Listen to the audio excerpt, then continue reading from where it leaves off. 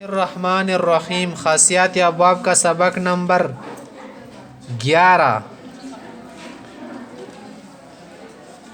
12 نمبر کوم خصوصیت تا دی باب افعال و لغت تا خیچی مبالغہ لغت میں کثرت اور زیادت کے معنی میں استعمال ہوتا ہے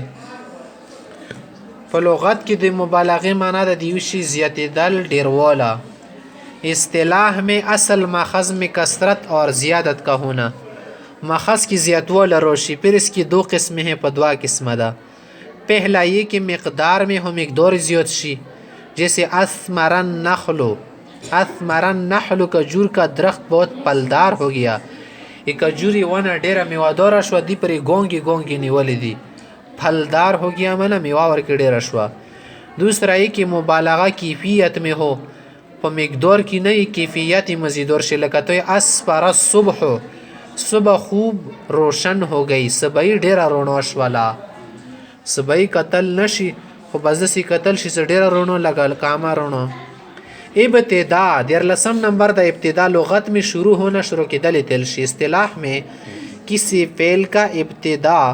باب فعال से आना ابتدائی باب فعال نہ وشي چاہے وہ لفظ مجرد سے بالکل نہ آتا ہو اگر چې د لفظ د مجرد نه رسي ډایرک شروع نه اواله نه شي د باب فعال نه جوړ شي لکه ارقل زید نه جلدی کی زید جلدی وک مجرد کی نشته یا مجرد سی لفظ آیا ہو یا مجرد کی رغلی مگر باب فعال میں شروع سے دوسرے معنی میں استعمال ہو خود سے باب فعال توڑے بل معنی ورکی دی سارا نہ شروع شي لکتوی اشفقا بمانا خوف زده ہوا ډیر وډر شولو مجرد مس کا معنی شفقت کے ہیں مجرد کی خمانہ دا چا سره نرمی و شفقت کول اندش طورا اقسم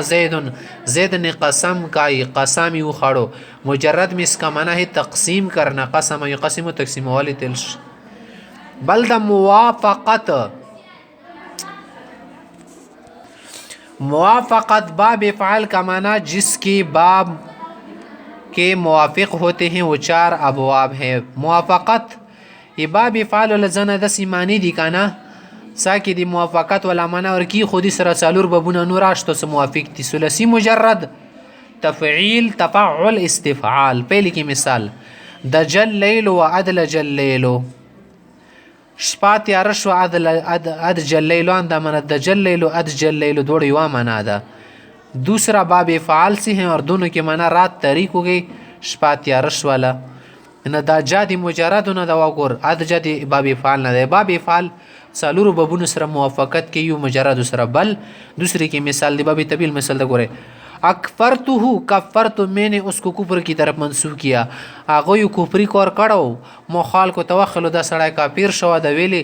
مو نه دا کافر کړه سدي تا کافر نه وای دی کور دی کفر کړه مو صرف خلکو تخکارا کړلو کفر طرف ته منسوب کړلو ذکر دې شهید کړیو हम काफिर किसी को बनाते नहीं हैं बल्कि काफिर बताते हैं मुझो काफिर जुड़ोना सिर्फ कपीरोन खाल को तखाई सदा काफिर दा او دانه د زونو نه خبر کا ناکفرته کفرته دا معنا شو ګره باب پالتی تپیلی و معنا شو تیسرے کی مثال دی باب تفاعل پسند اخبیته تخبیت من اس کو خیمه میں نے اس سے خیمہ بنا لیا دخشینه مخیمه جوړه کا مشکانو نه مثال اخبیت ایل ش تخبیت ایل چوتھی کی مثال چوتھے کی مثال استفعال لګوره اعظمته استعظمت من اس کو بڑا خیال کې ډیر غاټ می واغانلو دا سړی خو مت ډیر لوی ولګیدلو مو د لوی واغانلو خو اختیار سره لوی نه ده اعظمته استعظمته دوړی و معنا ده